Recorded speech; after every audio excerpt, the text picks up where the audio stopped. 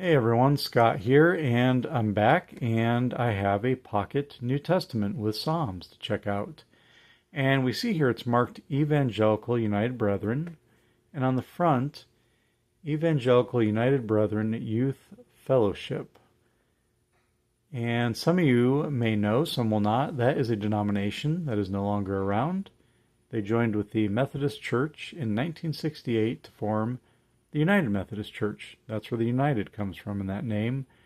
And that's the denomination that I was a member of and part of for most of my life.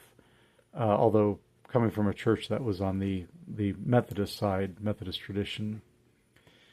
Yeah, this is great. So now we would know based on that this was made sometime before 1968 and after 1952 since it has the RSV Psalms, but we actually know right here on this first opening, we see that it was given in 1964 for a high school graduate by Grace Evangelical United Brethren Church in Lemoyne, Pennsylvania. And I'm not sure where that is. I think I looked it up when I found this, and now I forget.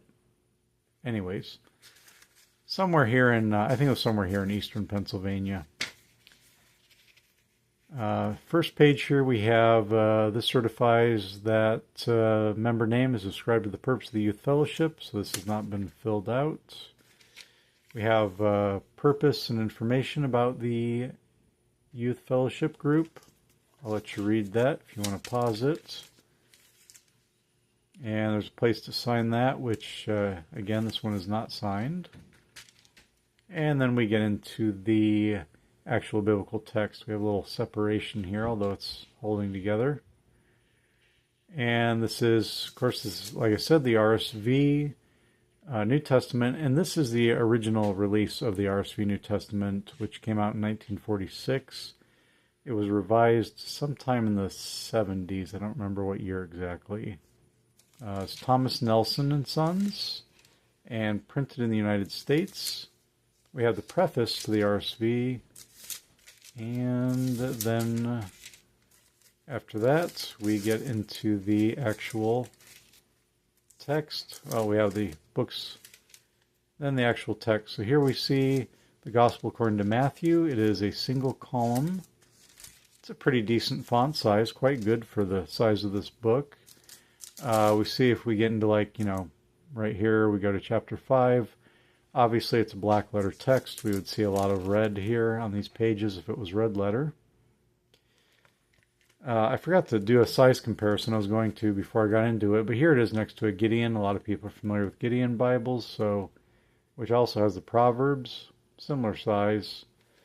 Font much larger here. So if I look at the Gideon, it's in a double column layout and a smaller font.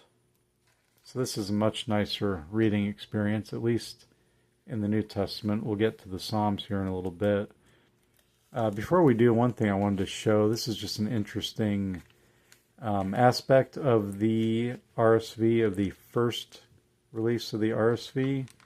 If you look between John 7 and 8, the story of the woman caught in adultery is in the footnotes. It is not in the biblical text where it is in most of our Bibles. There are, various scholarly opinions and views on how that ended up there, whether it belongs there or somewhere else, or et cetera, et cetera. It seems most scholars view it as a later addition. The RSV, when it came out, they actually put it in the footnotes. They took it out of the main body of text. In the 70s, when they revised it, they put it back. I had a pastor years ago who pointed out to me that you do see kind of a flow if you read through and pass over the adultery story. And obviously with this, that's very easy to do because it's in the footnotes. So maybe worth, seeing it for that aspect. Although I find it preferable myself to have it in the text and in modern Bibles, as I think pretty much all of them do now. This is kind of unique in that. But let's go ahead and jump ahead. We'll get into the Psalms, and you'll see that's done a little differently, quite a bit differently than the New Testament text. So we're reaching the end of Revelation here. There's 22.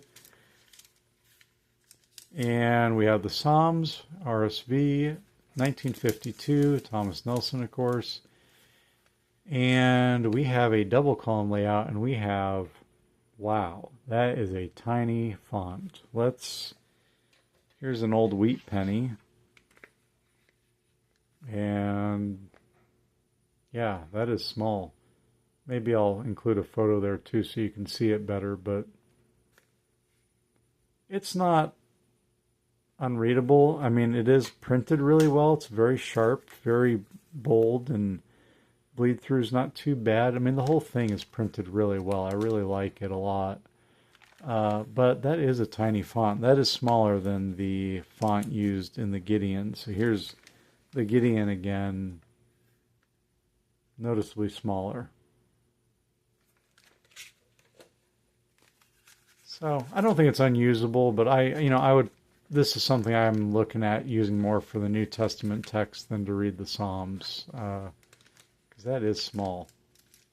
But let's go ahead and jump to the back, and I'll just show you. There's just some blank pages here at the back. There's, see if I can get that page turned. There we go. There. Nothing after Psalm 150, so. Yeah, other than that, I don't think there's too much else to say. I love the red gilding. That's very old school, classic. Cover is just, I don't know. It's, something plasticky, stiff. It's not a leather, faux leather, or any kind of leather. But yeah, this is great. I love it. It's a great little pocket. New Testament and Psalms. The RSV is a great translation. It's the basis for the ESV and NRSV that we still have today. The RSV is still getting printed. It's had a bit of a comeback in recent years, it seems. Thomas Nelson's printed some, so has Schuyler. Yeah, this was $1 at a library sale. Very happy with this find. Anyways, I hope you enjoyed seeing it. Thank you as always for watching. If you did, or you have anything you'd like to share, I invite you to do so in the comments, or if you just want to say hello. I have been less active. Life's very busy. I had another kid this year, for those who don't know. Yeah, it's a busy time, but I still love doing the videos when I can. I love keeping up with people here on the channel. I hope you enjoyed seeing this. So God bless, and we'll see you for the next one.